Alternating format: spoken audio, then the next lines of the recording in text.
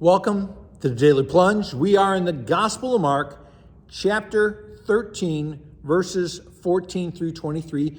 Jesus is talking about the end times. This is called the little apocalypse.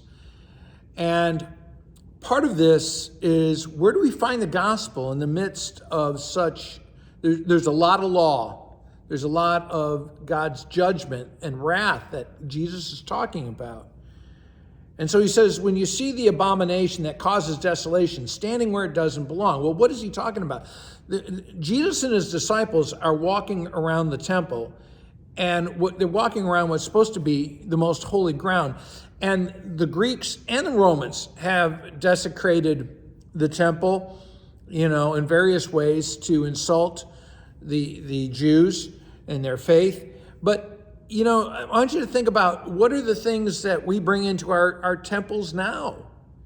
First, what are outside beliefs that we bring into our church that are really at odds with God?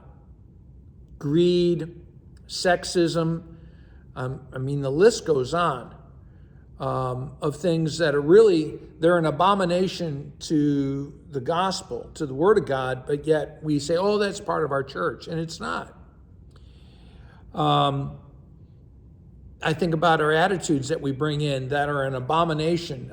Hardness of heart and the inability to forgive, that's an abomination to the God who's on a cross to give forgiveness to everybody. Yeah? But I think, again, this adaptation of a pagan worldview and sort of blending that with Christianity, that's what Jesus is warning about. And he tells us to flee from such sacrilege. And he says, let no one, in those days when at the end of time, let no one on the housetop go back and enter the house, take anything out. And, what are you going back to rescue?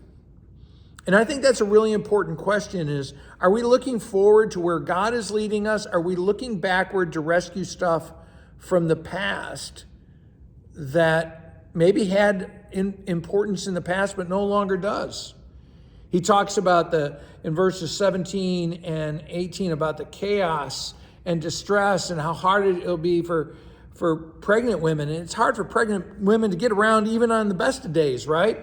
When they're pregnant. And one of the things we know is that when people are unsure of the future, the birth rate drops. And many people, are afraid of the future.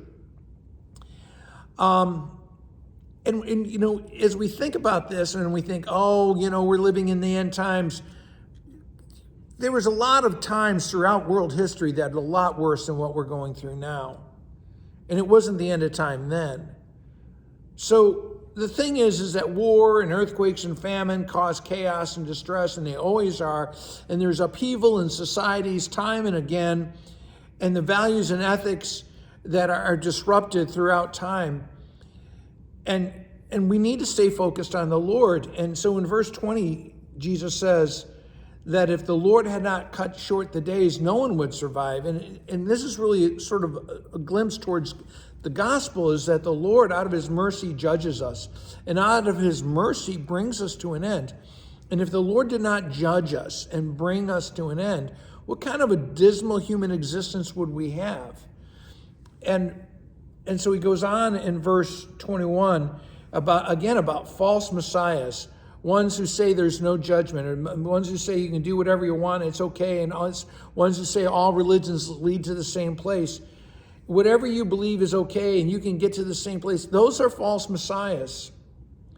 Jesus warns us to be alert and on our guard to protect our faith, because in those days, following the great distress, things will go from bad to worse, and sun will be darkened, moon will be turned off, stars will be falling. The whole cosmic order is being shaken.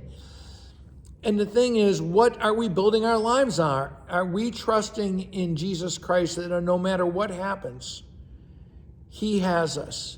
Heaven and earth will pass away, but my word will never pass away. Well, thanks, friends. Have a blessed day.